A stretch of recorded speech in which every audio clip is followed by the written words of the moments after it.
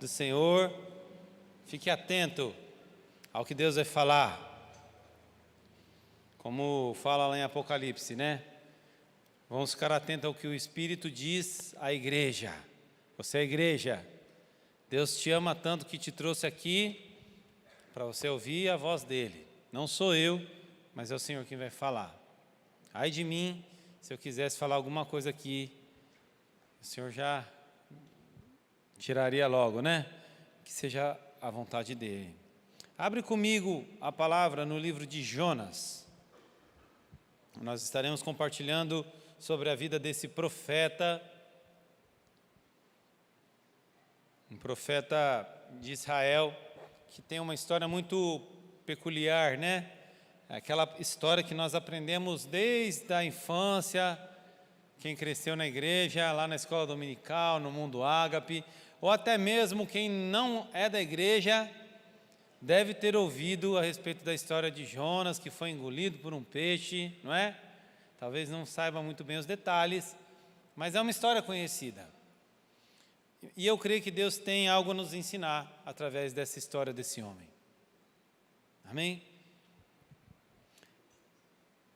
Jonas foi um homem chamado por Deus, e ele era profeta em Israel, e ele profetizava segundo a vontade de Deus, até que um dia Deus lança um desafio para ele, que foi um grande quebra de paradigma. Porque até então ele profetizava em Israel, para o povo de Israel. Vamos falar assim, ele falava de Jesus, ele falava de Deus para os servos de Deus, para o povo escolhido. Mas então Deus encontra Jonas e fala: Jonas, eu tenho uma missão para você diferente agora. Agora você vai pregar numa cidade de um povo pagão, o Império Assírio, um povo que não serve a mim, e você vai até lá, numa distância de 1.200, 1.300 quilômetros, o Império Assírio ficava de Israel, meu irmão, numa época que não tinha carro, que não tinha avião, que, né? E Deus põe essa proposta para ele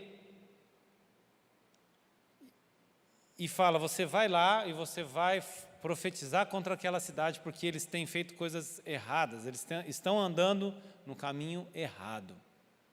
Você imagine como essa palavra chegou no coração de Jonas, ele no cantinho dele, fazendo a obra de Deus ali, no meio dele, no reino de Israel.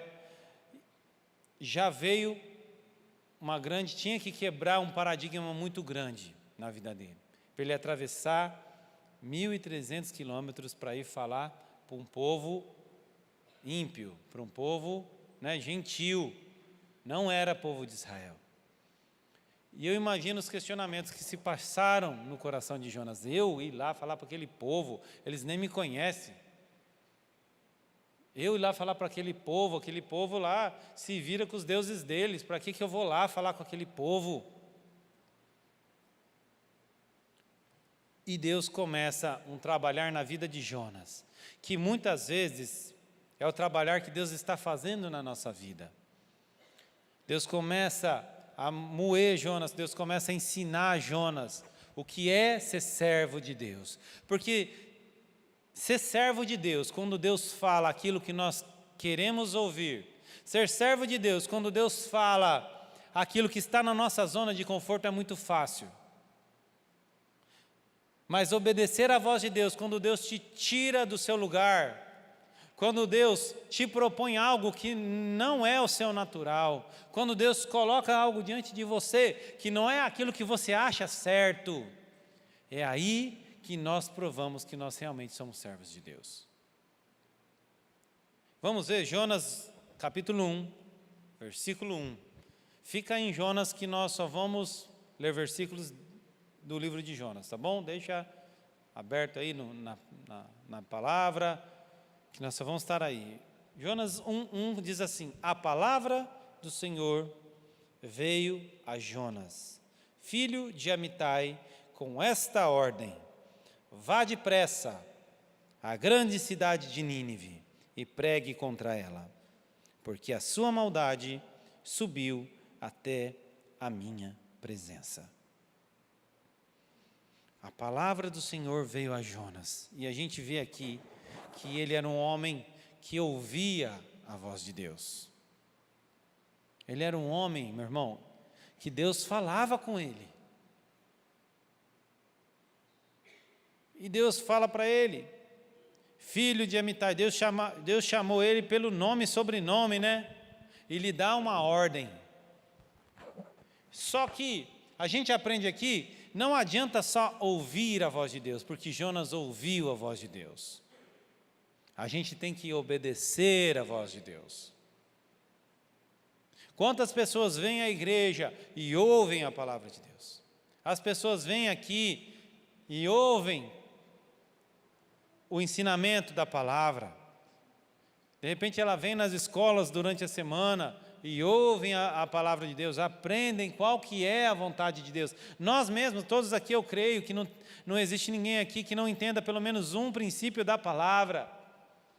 Nós já ouvimos a palavra, mas será que nós temos obedecido a palavra de Deus? E muitas vezes o inimigo nos engana. Ah, parabéns, você está indo na igreja, você está ouvindo a palavra de Deus. Meu irmão, esse é o primeiro passo. Vir à igreja, ouvir a palavra de Deus, é uma bênção, porque você está aprendendo. Deus iniciou um trabalhar na sua vida, mas nós não podemos só ouvir, nós temos que obedecer. Porque a palavra do Senhor fala assim, aquele que tem os meus mandamentos e os guarda, esse é o que me ama. Não é aquele que tem os mandamentos só, aquele que tem os mandamentos, mas que guarda esses mandamentos. O povo de Israel, na época de Jesus, aqueles escribas, aqueles fariseus, aqueles mestres da lei, os saduceus, conheciam muito mais do Velho Testamento do que eu e você, do que todos nós juntos, talvez. Porque eles eram estudiosos. Desde pequeno, o menino judeu era criado na lei e é matéria até hoje é matéria de escola em Israel, sabia? O Velho Testamento. As crianças aprendem na escola e tem prova. O que a gente faz aqui, lá é na rede secular de ensino, as crianças aprendem, é uma matéria. E eles aprendem a letra. Mas se ficar só na letra, não adianta nada, não muda a minha vida, não muda a sua vida. E Deus te traz aqui nessa noite, me traz aqui nessa noite, para me lembrar, eu não tenho só que ouvir a voz de Deus, eu tenho que obedecer.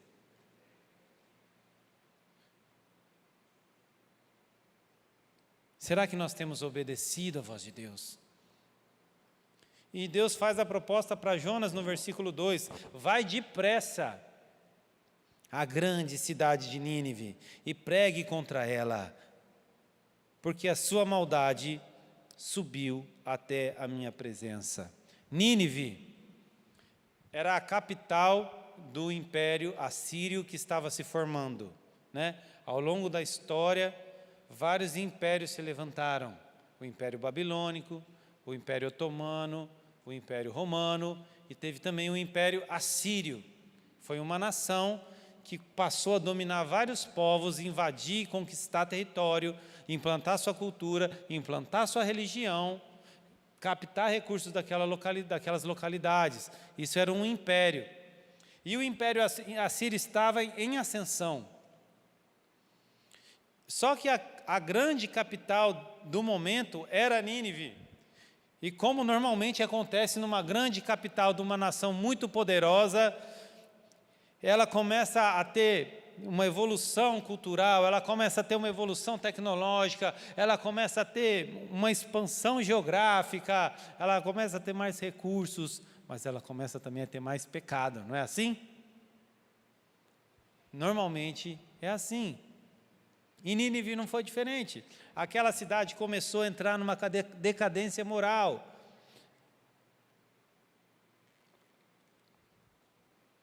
E Deus iria usar o Império Assírio como mão forte contra Israel. Porque eu fiquei me perguntando, por que Deus foi se importar com Nínive? Deus iria usar o Império Assírio para ser mão forte contra Israel, tanto que a Assíria vem e invade Israel. pouco tempo depois da época de Jonas.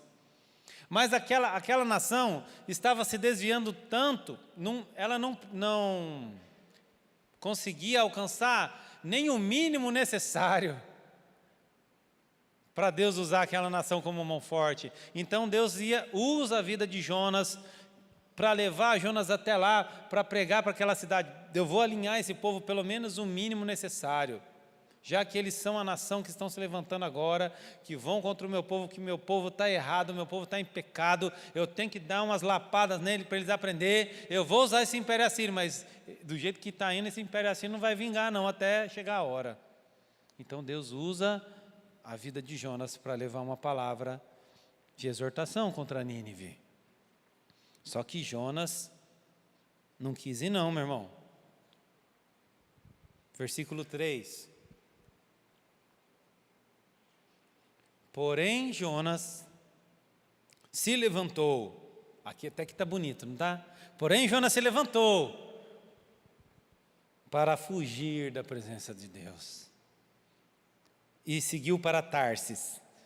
E descendo a Jope, achou um navio que ia para Tarsis, pagou, pois, a sua passagem, e desceu para dentro dele, para ir com eles para a cidade de Tarsis, para longe da presença de Deus. Meu irmão, olha a que ponto pode chegar um homem de Deus. Não estamos falando de um ímpio. Nós estamos falando de um homem que tinha um ministério, que tinha um chamado na vida dele, que tinha a unção do Espírito Santo. Ele era a boca de Deus, ele era usado por Deus. Mas quando Deus coloca algo que estava fora da caixinha, quando Deus coloca para Jonas algo que não lhe parecia certo, ele se dispõe, mas para fugir da presença de Deus. E é triste como essa história ainda se repete. Quantas pessoas, servos de Deus, homens e mulheres, que têm um chamado, que têm um ministério, estão fugindo da presença de Deus. Então, estão tentando se esconder da presença de Deus. Homens e mulheres que Deus ama, que Deus já usou, que o ministério dele já prosperou, e hoje estão escondidos.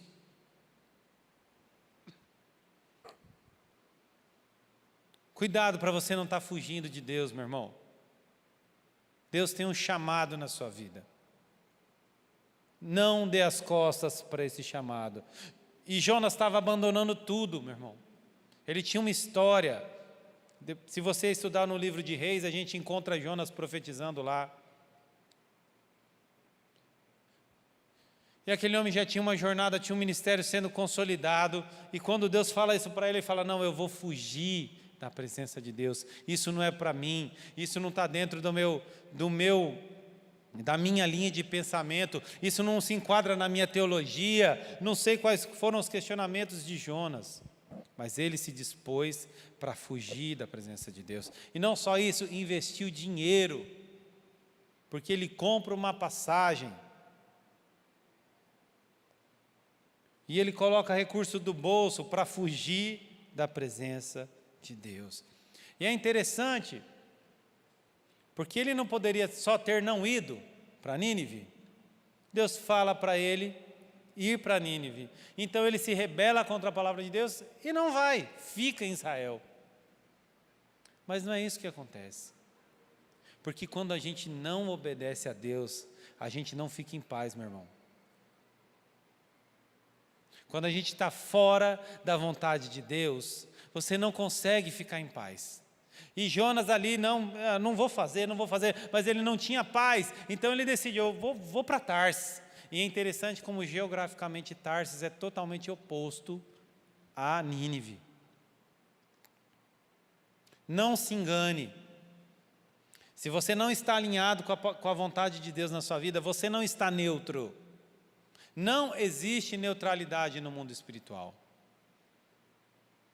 Ou você está fazendo a vontade de Deus, ou a gente está servindo o inimigo. Eu sei que é dura essa palavra, mas ajusta o capacete. Não tem um ponto de neutralidade.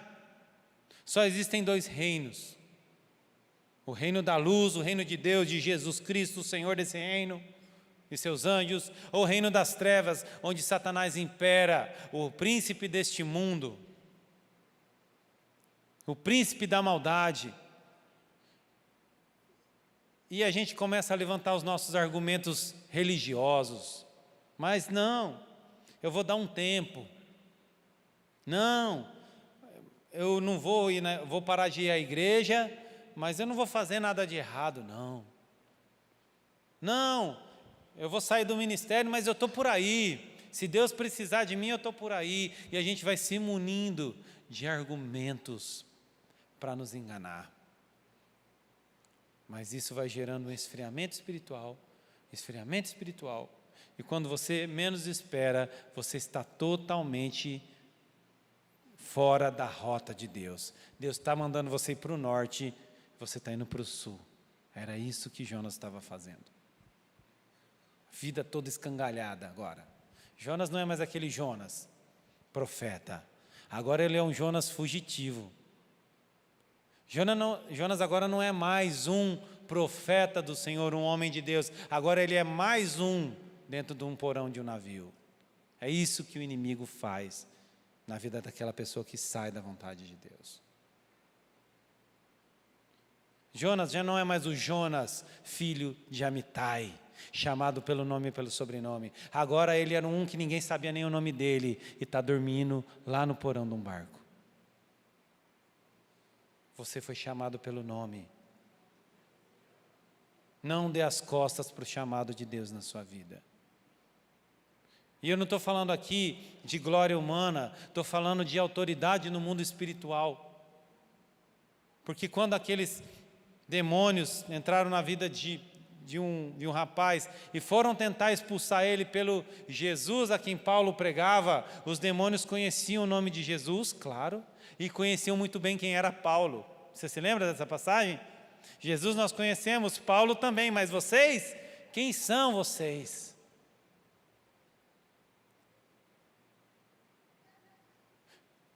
Vamos vigiar a igreja.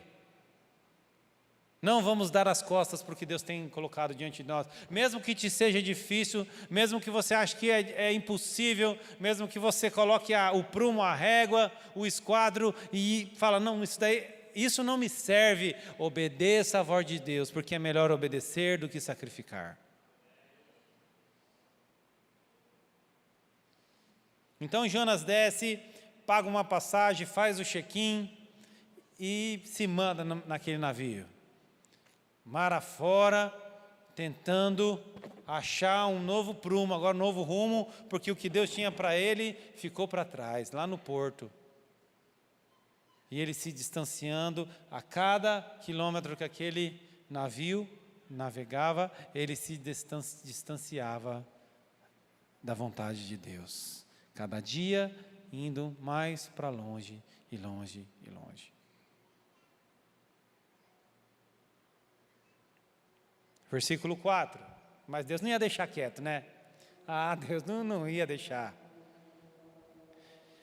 Mas o Senhor mandou ao mar um grande vento, e fez-se no mar uma forte tempestade, e o navio estava a ponto de se quebrar.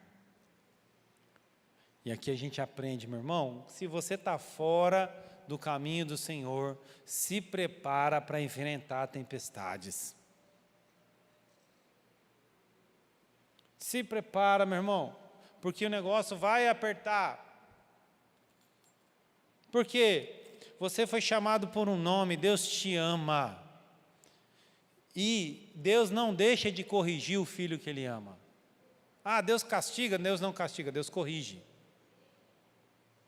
Deus corrige. Por quê? Porque Deus é um Deus zeloso. Ele zela pelo nome que Ele colocou em você. Ele fala, não, que é meu sobrenome, é minha família, é meu sobrenome. Você acha que eu vou deixar? Não, volta aqui. Ele só corrige ao filho que Ele ama. Ele te ama tanto que, se preciso for, Ele te dá umas pancadas para você acordar.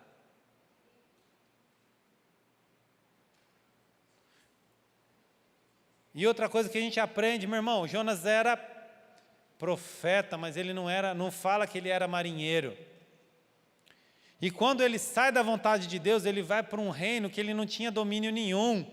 E é a mesma coisa a gente, você está acostumado com a igreja, você está acostumado aqui ser servido por Deus, a sua vida é bênção porque Deus cuida dela. Quando a gente sai da vontade de Deus, Deus tira a mão, meu irmão, começa a pipocar um monte de problema, a gente não sabe como resolver, porque a gente já está acostumado a viver na glória de Deus. E quando a gente cai nesse mundão aí, a gente apanha, porque já desaprendemos a regra do mundo, porque a gente vive nas regras de Deus. Pelo cuidado de Deus, aí você vai, ai meu Deus, o que eu faço? Vou orar, mas aí você já não sente mais a presença de Deus, porque você está tão frio, mas o que eu faço? E aí se mete em enrascada, porque não tem a malandragem do mundo. Mas, você já aprendeu, você já perdeu isso aí. E vai colhendo tempestade, problemas. E a tempestade foi apertando, e apertando, e apertando. E é engraçado como Deus manda um vento. Eu fico imaginando Deus conversando com o vento. Vento, vem aqui. Seguinte, está vendo aquele rapazinho ali? Ó? Dá um sacode nele, só para ele aprender. Né? Vamos dar um jeitinho nele. Vem aqui que eu vou conversar com você. Mas capricha. E aquela tempestade foi tão forte, mas tão forte, que os próprios marinheiros... Porque quem é do mar, meu irmão, está acostumado, não é verdade? Não é qualquer ventinho que abala a pessoa. Quem não está acostumado dá aquela ondinha já dá aquele frio na barriga, né? Mas quem está acostumado com o mar, meu irmão, não é qualquer ventinho que abala, não. Mas a Bíblia conta que os próprios marinheiros já estavam em desespero. Não só em desespero, como começaram a jogar tudo para fora, para ver se o navio ficava mais leve.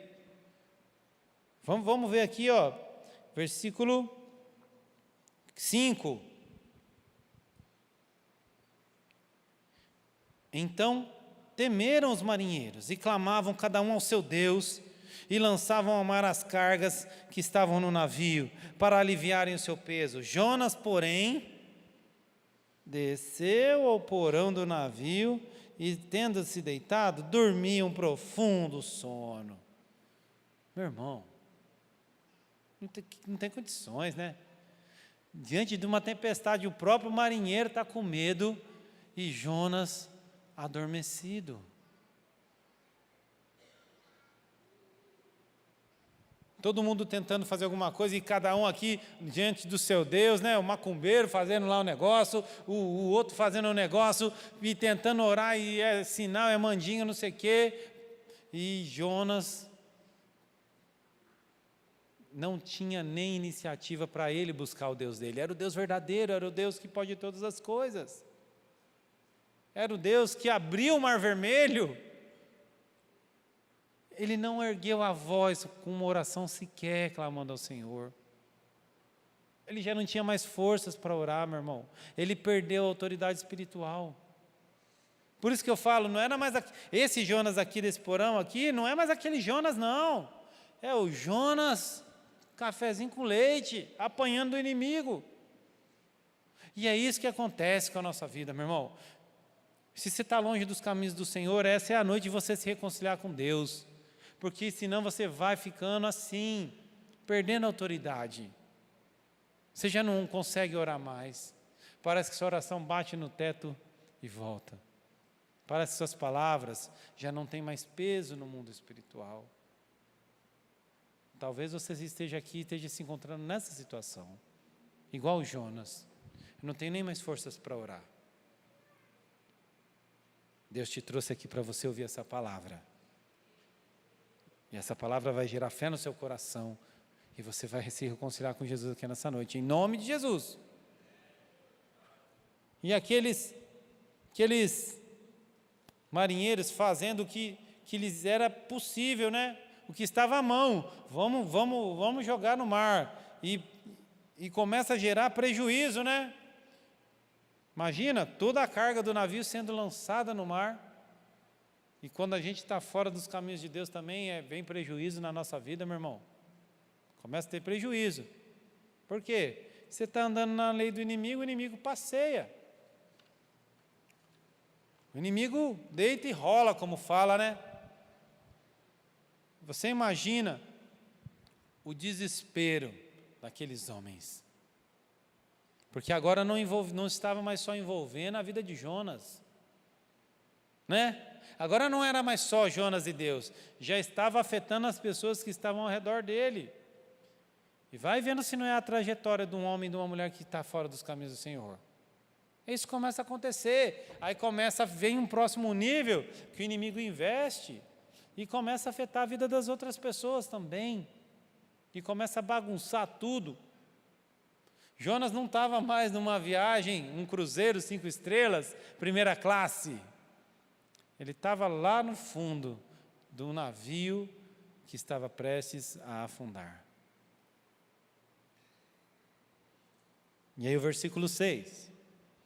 E o mestre do navio chegou-se a ele e disse-lhe: que tens, dorminhoco? Levanta-te, clama ao teu Deus. Talvez assim esse Deus se lembre de nós, para que não pereçamos. E diziam cada um ao seu companheiro: vinde, lancemos sortes, para que saibamos por que causa nos sobreveio esse mal. E lançaram sortes, e a sorte caiu sobre Jonas. Eu fico imaginando esse mestre do navio passando e vendo Jonas dormindo, meu irmão. Aquele tato do marinheiro, né? Normalmente, né? Ainda num momento de desespero, ele falou: não acredito nisso, não é possível. Não é possível. Camarada dormindo no meu navio. Com a situação que está lá fora, esse vento que está aí. Ele foi lá, deu um cutucão na costela de Jonas e falou: ô rapaz, acorda. Pelo menos vai orar. Olha só, meu irmão, um chefe de navio ímpio mandando Jonas orar. Vai orar, rapaz. Quem sabe o seu Deus não nos livra? Quem sabe o Deus que você serve não é o Deus do vento, porque eles acreditavam que tinha o Deus do vento, o Deus do mar, né? Os elementos da natureza eram cultuados como deuses naquela época. E aí eles têm uma ideia. Quem que teve essa ideia? Eu acho que Jonas ficou pensando: mas quem que teve essa ideia? Vão tirar um para o ímpar aqui, vão tirar um 2-2-1, joga um dado aí, não sei como é que foi. Vamos lançar a sorte e vamos ver por que está acontecendo isso com a gente. Porque não é possível, isso aí não é natural não, esse vento, nunca deu esse vento aqui nesse mar, eu estou navegando aqui faz tantos anos, nunca enfrentei isso aí, tem alguma coisa, vamos lançar sorte. Lançou sorte, rodou, caiu em quem? Jonas. Não, lança de novo, que deve estar errado. Caiu em Jonas de novo. Meu irmão, não há nada encoberto que não venha a ser revelado. E daí eles vão ter aquela entrevistinha carinhosa com Jonas. Eu fico imaginando, né? Dando um apertão em Jonas num cantinho do navio lá. Vem aqui que nós vamos ter uma conversa com você, rapaz. Versículo 8. Então lhe disseram: declara-nos tu agora, por causa de quem nos sobreveio esse mal? Que ocupação é a tua? De onde vens? Qual é a tua terra? Qual é o teu povo? Eles dão a intimada em Jonas. É que a palavra do Senhor não coloca a entonação, mas eu imagino que não foi uma entrevistinha carinhosa, não é verdade? Porque já tinham feito tudo, já tinham jogado carga, já tinham feito tudo, encontraram o camarada dormindo, lança a sorte, cai nele, meu irmão, foi o para-raio da raiva ali, né? Não é? A culpa é sua. A culpa é sua. Quem que é você? Que povo que você é? O que você faz da vida? E dão uma apertada em Jonas. E aí, diante daquela situação, ele responde, versículo 9. E ele lhes disse: eu sou hebreu, temo a Yahvé, o Senhor, né? Essa palavra Senhor é Yahvé. É o nome de Deus, né? Eu temo a Yahvé, o Deus dos céus, que fez o mar e a terra seca. Então, esses homens se encheram de grande temor, disseram-lhe: por que você fez isso? pois sabiam os homens que ele fugia da presença de Yahvé, porque ele já tinha lhes declarado. Olha só. Então Jonas começa a reconhecer: eu sou Jonas, eu sou servo do Deus que criou o mar. Imagina o peso dessas palavras para um marinheiro. Eu sou servo de um Deus que criou o mar e eu estou fugindo dele. Meu irmão, você imagina o peso para aqueles homens? Você está maluco? Você está fugindo do Deus que criou o mar e você vai para o mar? É por isso que está acontecendo isso. E eles temeram muito, porque ele já tinha falado: eu estou fugindo de Deus. Gente, aqui me chama a atenção, porque aqui começou a cair, como a gente fala, cair a ficha de Jonas. Aqui ele teve que assumir. Ele fugiu, ele dormiu, agora ele teve que assumir: eu estou fugindo de Deus. Não adianta eu mentir. Porque ele poderia ter inventado uma historinha, né? Não, não adianta. Eu estou fugindo da presença de Deus e ponto. E a mudança, a partir daí a gente vai ler e começa a mudança na vida de Jonas. Mas esse foi o primeiro passo: assumir que estava errado. E muita gente não assume que está fora do caminho de Deus. Ele se auto-engana, ou ele coloca a culpa no outro, ele coloca a culpa no pastor: estou fora da igreja por causa do pastor, por causa do meu líder de ministério, por causa do irmão que passou no outro lado da rua e nem me viu. Meu irmão, às vezes o irmão passou do outro lado e não te viu porque ele tem astigmatismo igual eu, meu irmão. Meu irmão, passou de 5 metros e não enxerga mais nada. Mas daí ele começa a criar argumentos. Meu irmão, se você está fora dos caminhos do Senhor, reconhece o teu erro. Não, a culpa é minha mesmo. A culpa não é do meu marido, não é da minha esposa, a culpa não é do pastor, a culpa é minha. Eu estou longe dos caminhos do Senhor.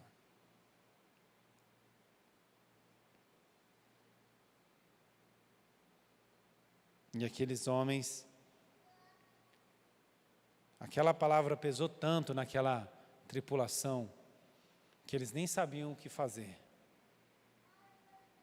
Porque um cara fugindo da presença do Deus que criou o mar, nós estamos no mar. O que a gente faz da vida? Então foram perguntar para Jonas: tá, então o que a gente tem que fazer agora? Versículo 11: e disseram-lhe: que faremos nós para que esse mar se acalme? Porque o mar ia se tornando cada vez mais tempestuoso. Meu irmão, imagina, o mar que já tinha obrigado eles a jogar toda a carga fora, ainda não tinha sido mar grande não, estava ficando maior e maior. E perguntaram para ele: já que você serve um Deus que criou o mar, você deve entender então, o que a gente tem que fazer para o mar acalmar?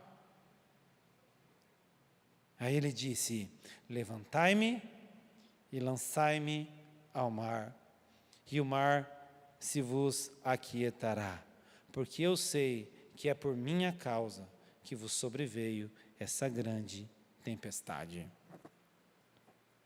Ele fala, aqui Jonas entrega os pontos e fala: me joga no mar.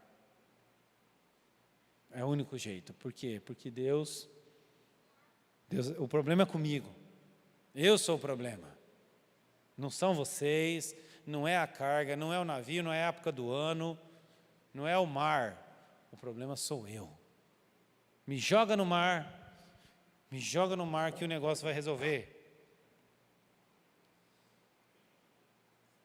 E aqueles homens relutam, né? Não vou jogar você no mar não, calma aí, aguenta as pontas aí, vamos resolver. Não, mas até que ele chega uma hora que só não dá. Joga o dorminhoco no mar. E pegam Jonas e joga no mar. E Jonas, você conhece a história, né?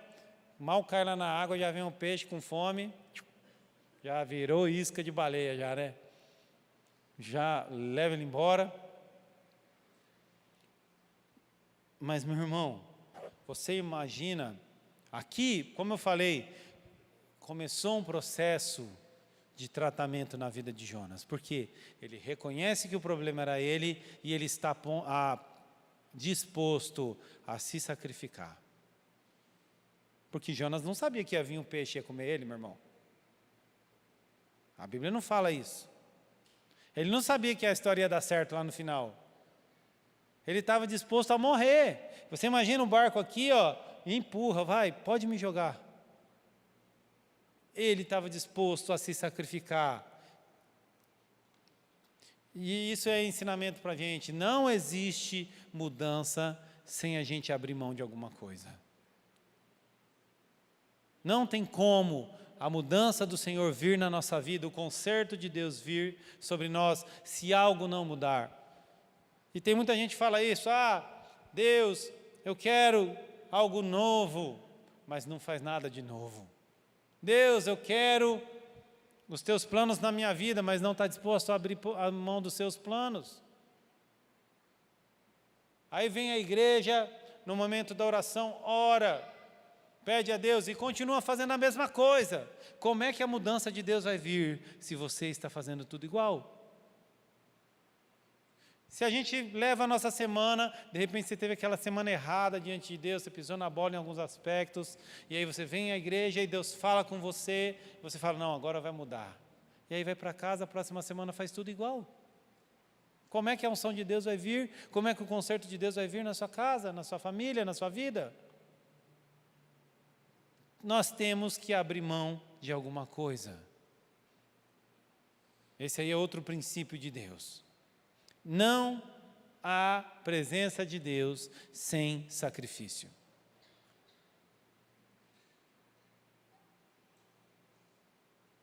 Então Jonas é lançado ao mar. A gente conhece, o peixe pega ele e passeia com ele 3 dias, meu irmão. Imagina os lugares que esse peixe foi. Eu fico às vezes viajando, né? Quantos metros de profundidade esse peixe foi com Jonas dentro? E 3 dias, meu irmão. E Jonas não sabia que eram 3 dias. Porque ele está ali, ó, imagina, ele cai na água, já vem o peixe, já engole ele. A ficha de Jonas para cair, né? E aí ele está ali e passa 1 hora, meu irmão. Você está dentro de um peixe 1 hora. Pensa nisso. 2 horas, 3 horas.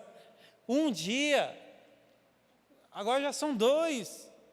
Meu irmão, ele não estava ali numa poltrona de sofá, tranquilo, assistindo uma série, não.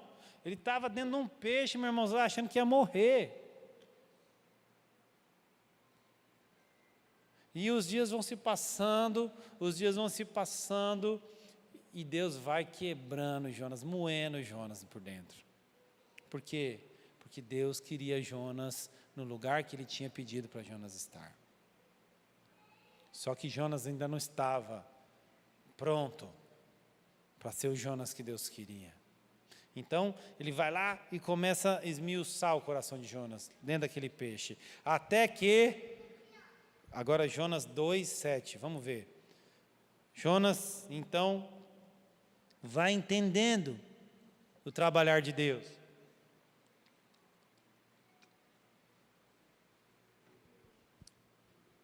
E Jonas vai aceitando a vontade de Deus. E ele ora.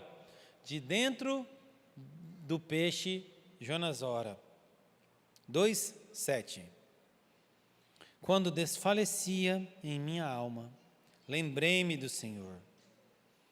E entrou a ti a minha oração no teu santo templo. Ele já estava nas últimas. Aqui ele falou, não. Sabe aquela situação que já estava no final das forças dele, eu já não aguento mais. Então ele lembra e começa a orar ao Senhor. Ele lembra como é orar.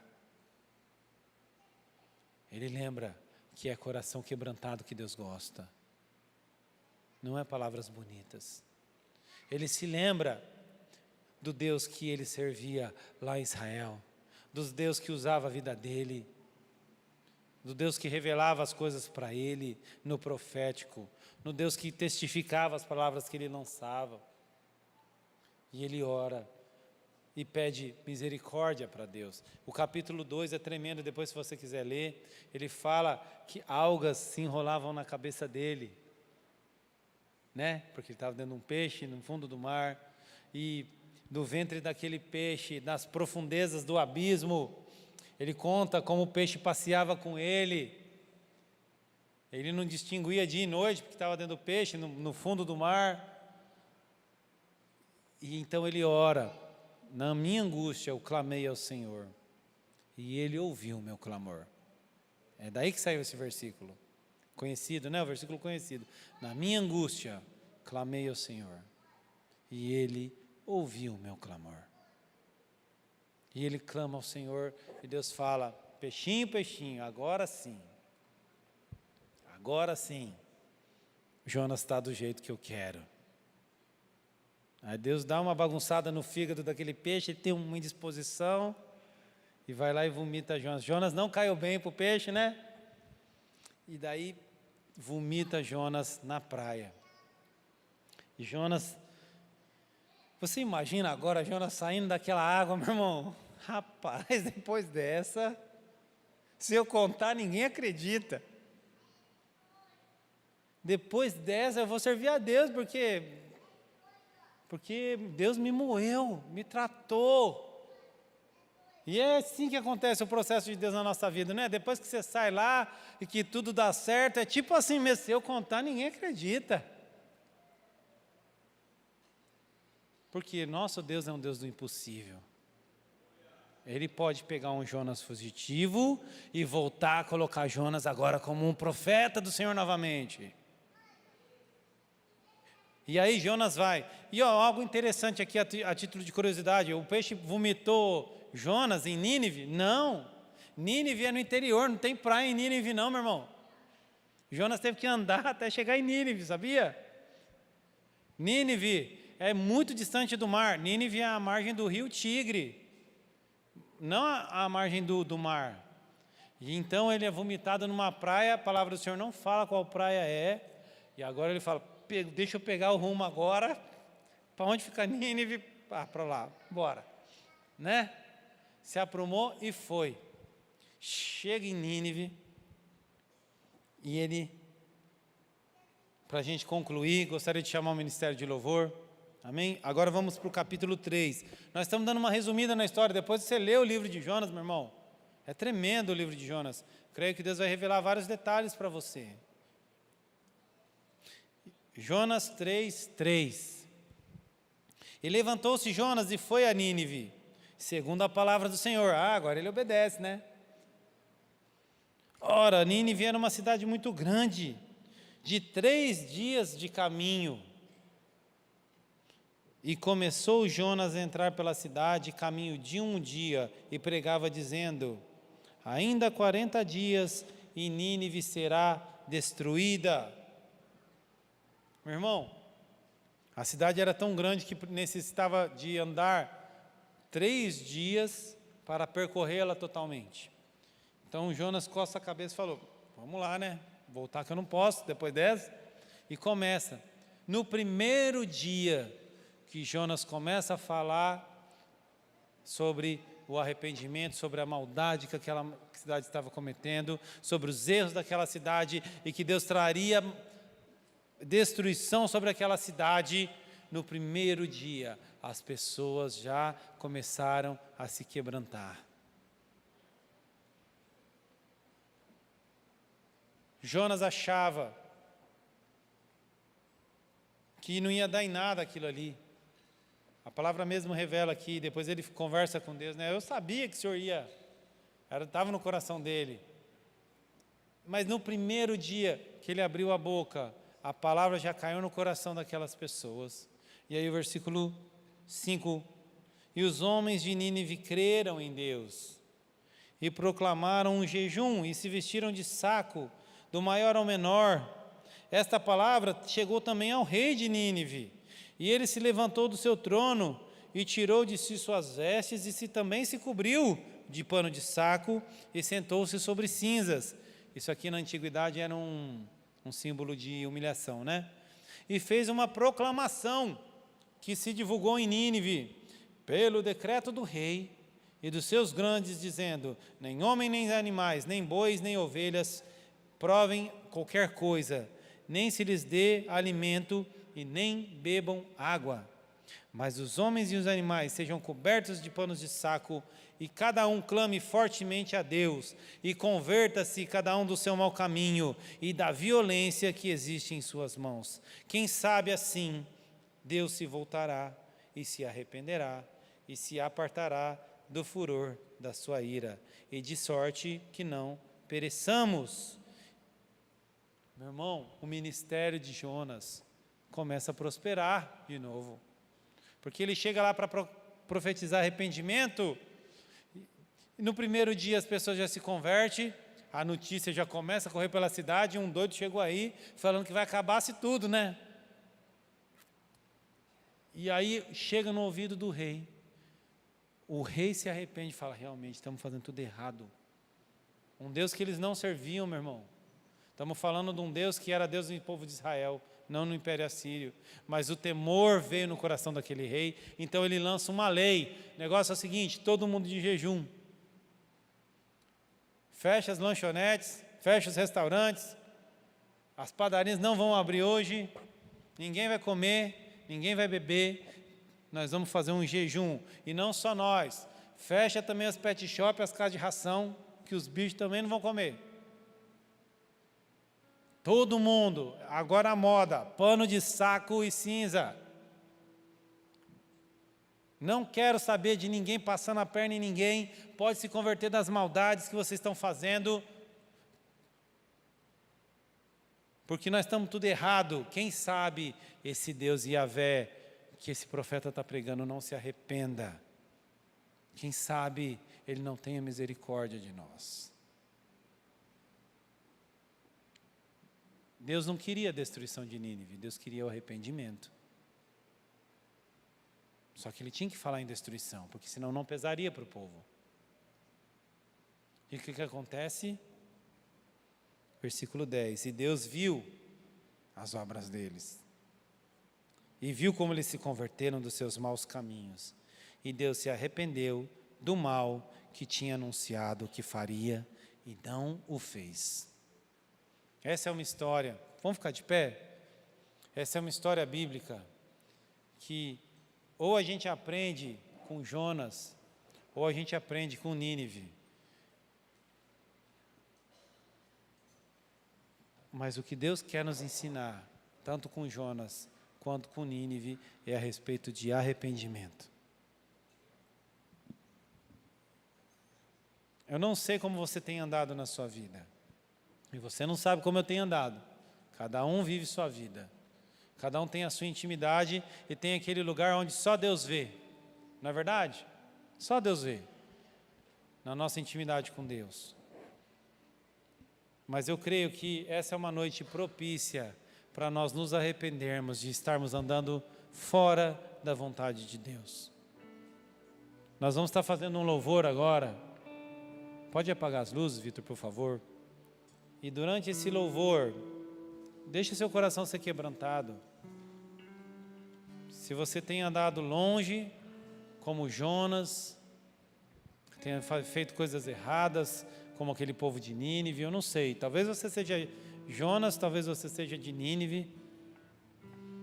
Quebrante seu coração na presença de Deus.